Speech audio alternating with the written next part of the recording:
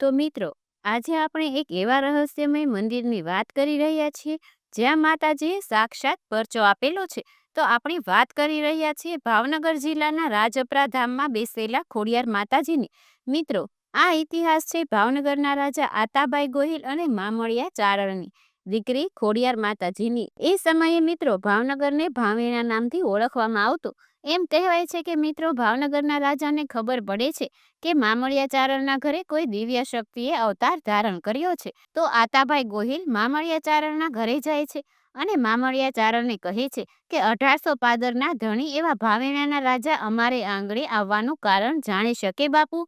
ને રાજાને કહે છે, કેમ નહીં મામળિયાજી, મને ખબર પડી છે કે તમારા આંગણે કોઈ દિવ્ય શક્તિએ અવતાર ધારણ કર્યો છે, એટલે હું એના દર્શન કરવા આવ્યો છું.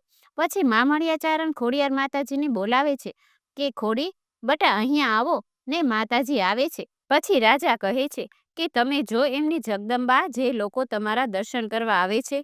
ત્યાં મામળિયા ચારણ બોલે છે કે હા બાપુ, આ અમારી ખોડી બટાને બધા માતાજી માને છે અને એના બધા દર્શન કરવા આવે છે. ત્યાં રાજા બોલે છે કે હું એમ ન માનું કે તમે પરસાધારી દેવી છો, કારણ કે હું આ ભોળી પ્રજાને રાજવી ખાતર કર્યા વગર હું કોઈને નમી ના જાઉં. મામળિયાજી, તમારી દીકરીને મને પ્રમાણ આપવું પડે. જો એનામાં કોઈ દિવ્ય શક્તિ હશે તો જ તે હું મારું મસ્તક નમાવીશ. પછી માતાજી બોલે છે કે તમારે આ ચારણની દીકરીનું પ્રમાણ જોઈએ છે એમને? ત્યાં રાજા કહે છે કે આપવું પડે જગદંબા. જો હું તમને નમી જાઉં ને તો મારી આ ભોળી પ્રજા મને તમને નમી જાય અને તમારામાં કાંઈ પ્રમાણ જ ના હોય તો મારો રાજધર્મ લાજે. જગદંબા, મારો રાજધર્મ લાજે, એમાં હું કાંઈ ખોટું નથી કરી રહ્યો. ત્યાં માતાજી કહે છે કે આ ચારણની દીકરી તમને શું પ્રમાણ આપે? ત્યાં રાજા કહે છે કે સામે જે વૃક્ષ છે ને એને તમારી શક્તિથી ધૂણાવી બતાવો તો હું તમને માનો. પછી માતાજી એની દિવ્ય શક્તિથી વૃક્ષ ધૂણાવી બતાવે છે અને રાજા એનો જય જયકાર કરે છે. જય હો માતાજી, જય હો. એમ કરીને રાજા માતાજીના દર્શન કરે છે અને રાજા કહે છે કે મામળિયાજી, તમારી ઈજાજત હોય ને તો આય માના બેસણા મારા નીલમ બાગમાં બનાવું અને તમારી દીકરીના દેવાણા મારા રાજમાં બંધાવું. પછી માતાજી કહે છે કે રાજન, આ ચારણની દીકરી તમને ભારે તો નહીં પડે ને? ત્યાં રાજા કહે છે, અરે જગદંબા, આયા તો રામના રખોપા. આ સૂરજના કિરણો જેના રાજ પર પડતા હોય અને તમારા ભેળિયાનો છાંયો હોય તો શું ભારે પડે?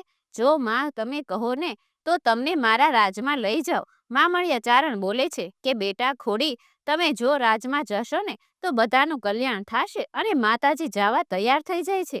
પછી આતાભાઈ ગોહિલ માતાજીને કહે છે કે માં, તમારા માટે રાજમાંથી રથ મંગાવું. તમે કહો હાથી રે અંબાણી મંગાવું અને તમને શોભે એવા સામૈયા સાથે મારા રાજમાં લઈ જાઓ. પછી માતાજી કહે છે કે રાજન, હું તમારી સાથે આવું તો ખરા, પણ તમારે મને એક વચન આપવું પડશે.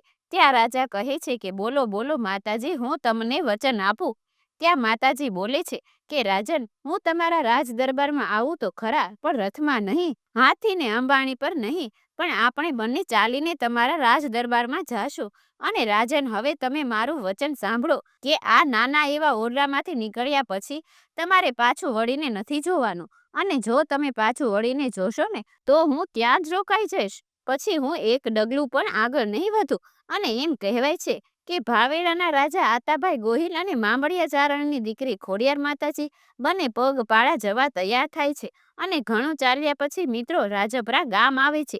ત્યાં માતાજી તેના ઝાંઝરનો અવાજ બંધ કરી દે છે અને રાજા મનમાં કહે છે કે માતાજીના ઝાંઝરનો અવાજ આવતો બંધ થઈ ગયો છે. માતાજી મારી પાછળ આવતા તો હશે જ ને? એ મનમાં શંકા બેસે છે અને રાજા પાછું વાળીને જોઈ લે છે અને માતાજી તેનું ત્રિશૂળ ત્યાં જ થંભાવી દે છે.